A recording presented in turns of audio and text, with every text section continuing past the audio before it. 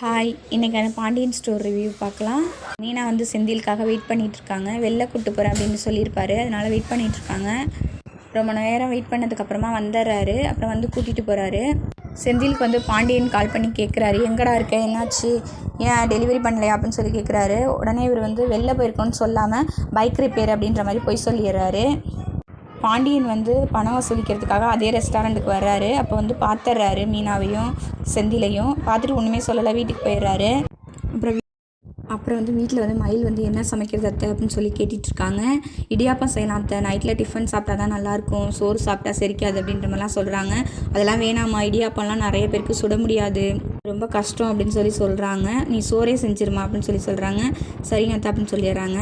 வந்து மீனா வந்து வர்றாங்க ஆஃபீஸ் விட்டு. அப்போ வரும்போது அவங்களுக்கு வந்து போண்டா பிடிக்கும் அப்படின்ற மாதிரி அவங்க அத்தைக்கு பிடிக்கும்னு சொல்லிட்டு வாங்கிட்டு வர்றாங்க.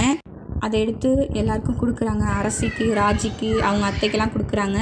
அவங்களாம் சாப்பிட போகிறாங்க. அந்த நேரத்தில் மயில் வந்து, என்ன கடப்பலாரம்லாம் வாங்கி சாப்பிட்றீங்க, அதெல்லாம் சாப்பிடக்கூடாது, எந்த எண்ணெயில் சுட்டிருப்பாங்களோ, எத்தனை நாளைக்கு முன்னாடி உள்ளதோ சூடு பண்ணி எதுவும் கொடுத்துருப்பாங்க அப்படிலாம் சொல்லி பிடுங்கிடுறாங்க. எல்லார் கையில் உள்ள பலகாரத்தையும் பிடுங்கி வச்சிடுறாங்க. இதனால் மீனா ரொம்ப கடுப்பாயிடுறாங்க. அப்புறம் சரவணன் வராரு. அவரும் வந்து வாப்பா அப்படின்னு சொல்லிட்டு, மாமா இது சாப்பிட்றீங்களா, போண்டா சாப்பிட்றீங்களா அப்படின்னு சொல்லி கேட்கும்போது கொடுக்குறாங்க. அவரும் வாங்கி சாப்பிட்லான்னு போகிறாரு. அதையும் டப்புக்குன்னு தங்கமயில் வந்து பிடுங்கிடுறாங்க. இனிமேல் கடப்பலாரம்லாம் யாருமே இந்த வீட்டில் சாப்பிடக்கூடாது, உங்களுக்கு என்ன வேணும்னு கேளுங்க, நானே செஞ்சு தரேன் அப்படின்ற மாதிரி சொல்லிடுறாங்க. இதனால் மீனாவும் ராஜியும் ரொம்ப கடுப்பாயிடுறாங்க. அப்புறம் ராஜி வந்து அப்புறம் மீனா வந்து கேட்குறாங்க, மறு வீட்டில் என்னெல்லாம் நடந்துச்சு சொல்லு அப்படின்னு சொல்லி கேட்குறாங்க.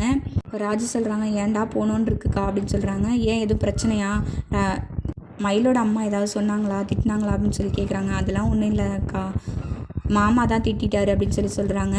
என்னையும் கதிரையும் பைக்கில் போக சொன்னாங்க, பைக் ரிப்பேர் ஆகிடுச்சு, எனக்கு வெயிலில் நின்றதுனால மயக்கம் வந்துடுச்சுக்கா, என்னை ஆட்டோவில் அனுப்பி விட்டார், அதுக்காண்டி மாமா பிடிச்சி கதிரை ரொம்ப திட்டாரு அப்படின்னு சொல்லி சொல்கிறாங்க.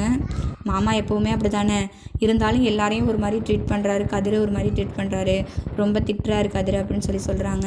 நான் கேட்கலான்னு தான் பார்த்தேன், அப்புறம் கேட்கலக்கா, ஆனால் அத்தைக்கிட்ட சொல்லியிருக்கேன், இனிமேல் கதிரை வந்து மாமா திட்டினாருன்னா நான் கேட்பேன் அப்படின்னு சொல்லியிருக்கேன் அப்படின்னு சொல்லி சொல்கிறாங்க. இதோட இந்த ப்ரோமோ முடியுது. தேங்க்யூ ஃபார் வாட்சிங்.